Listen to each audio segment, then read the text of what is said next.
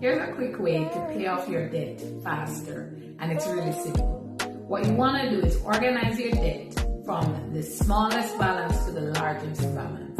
And then what you're going to do is start tackling the debt with the smallest balance first. Aggressively put all your money to that debt, but make the minimum payments on all the remaining debt. Over time, as you get rid of the smallest debt, you move your focus up to the next largest debt, and you keep doing that until all your debt is repaid. Another strategy you could use is by looking at the interest rates on your debt.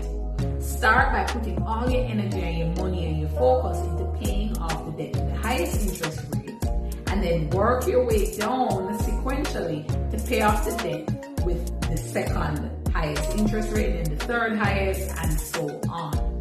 We want to avoid having high debt right now, especially high credit card debt and payday debt and variable rate debt, because interest rates are going higher.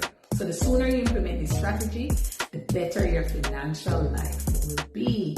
Hit me up in the DM if you want to work with me to figure out how to implement this strategy.